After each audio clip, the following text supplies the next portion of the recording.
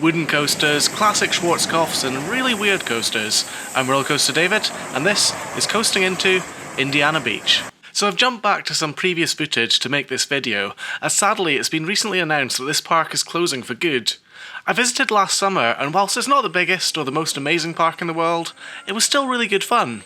Indiana Beach is located about halfway between Chicago and Indianapolis, and we would be visiting whilst driving from Six Flags Great America to Kentucky Kingdom and Holiday World. The park's built in a peninsula that sticks out into a lake, which allows for some really nice views. So today we're visiting Indiana Beach.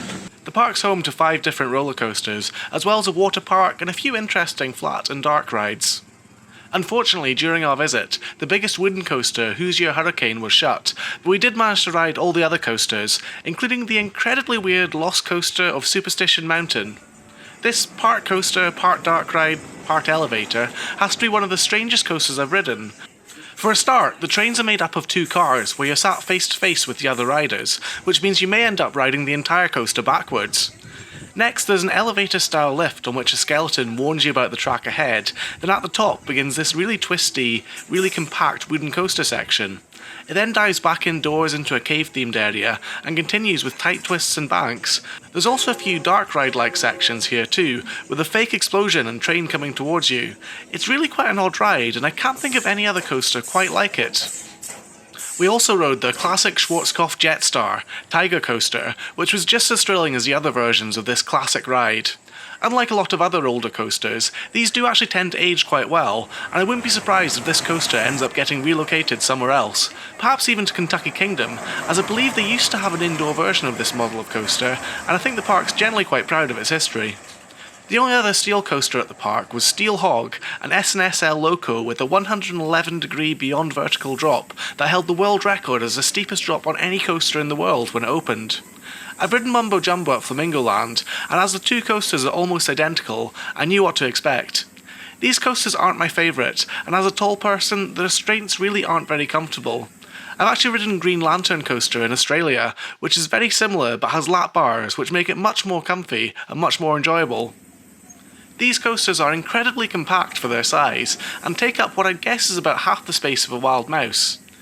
Some elements do seem a bit awkward though, such as the outside bank turn, but it seemed to be popular with the kids when we went, as I remember one girl running around to ride it over and over, and I kind of felt sorry for her parents that had to ride with her.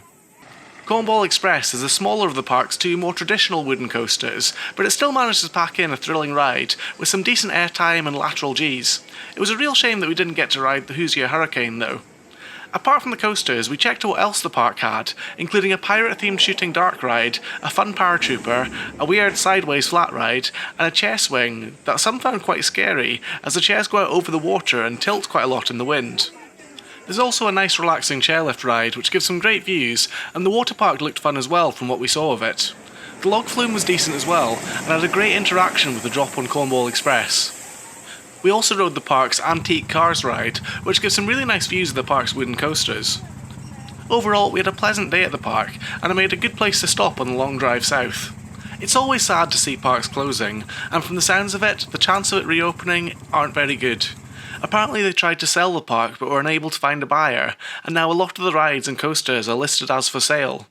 I probably wasn't going to be in a huge hurry to return to this park, as it's a bit out of the way from the other parks that I'm more likely to revisit, but all the same, I was glad I was able to visit this park before it closed. Hopefully a buyer could still be found to take over the park, or at least some of the rides could be salvaged and moved to other parks. It's also sad to see that Fantasy Island, which is run by the same company, is also set to be closing, as their Silver Comet roller coaster was actually really good fun. Hopefully, despite the sad news of its closure, you've enjoyed this look at Indiana Beach, and if you have, why not check out some of the other videos on my channel.